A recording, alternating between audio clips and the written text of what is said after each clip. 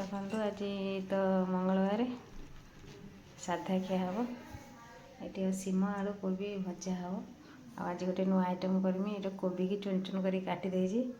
ଆଉ capsicum, tomato, ପିଆଜ, ଅଣ୍ଡା ଭୁଜିଆ ଟାଇପ୍ରେ କରାହେବ। କୋବିଟାକୁ ଅଣ୍ଡା ଭୁଜିଆ ଦେଖନ୍ତୁ କେମିତି କରାହେଉଛି। ଆଉ ଭଲ ଲାଗିଲେ ନିଶ୍ଚୟ ଗୋଟେ ଲାଇକ୍ କରିବେ ଆଉ ନିଶ୍ଚୟ ଗୋଟେ କମେଣ୍ଟ ଦେବେ। ଦେଖନ୍ତୁ ମୁଁ କେମିତି ତିଆରି କରିଛି। ଦେଖନ୍ତୁ ତେଲ ପଡ଼ିଗଲା, ତାପରେ ଜିରା ପକାଇଦେବା।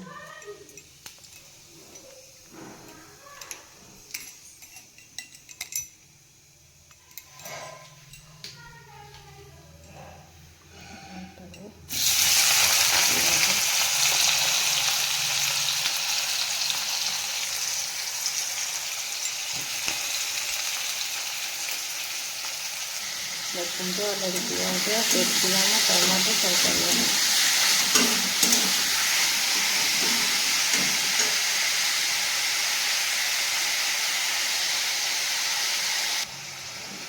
ଦେଖନ୍ତୁ ମଉଳି ଗଲାଣି, ତାପରେ ପକାଇଦେବା କୋବି।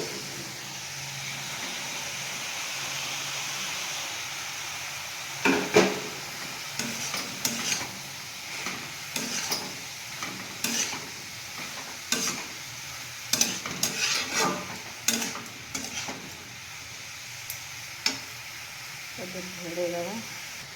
ଦେଖନ୍ତୁ କେତେ ସୁନ୍ଦର ପୁରା ମଉଳି ଆସିଲାଣି, କୋବି ବି ସିଝିଗଲାଣି। ତାପରେ ଗରମ ମସଲା, ଚିକେନ୍ ମସଲା ପକାଇଦେବା। ଆଉ ଟିକେ ସିଝିଯାଉ।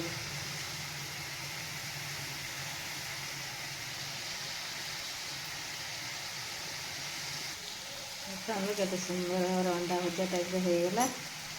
କେହି କହିବେନି ଯେ ଏଇଟା କୋବି ଭଜା ମିକ୍ସ। ତାପରେ ପକାଇଦେବା ମସଲା ଗୁଣ୍ଡ,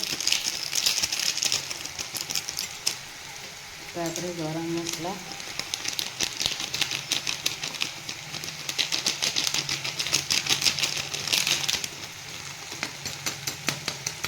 ଧଣିଆ ପତ୍ର ପକାଇଲେ ବି ଆହୁରି ଟେଷ୍ଟ ଲାଗିବ।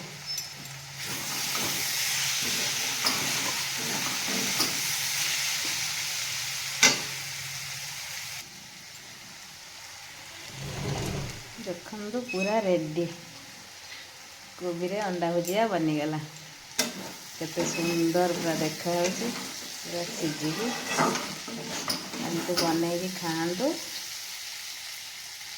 ନିଶ୍ଚୟ ଭଲ ଲାଗିଲେ ଗୋଟେ ଲାଇକ୍ ଦିଅନ୍ତୁ, କମେଣ୍ଟ କରନ୍ତୁ।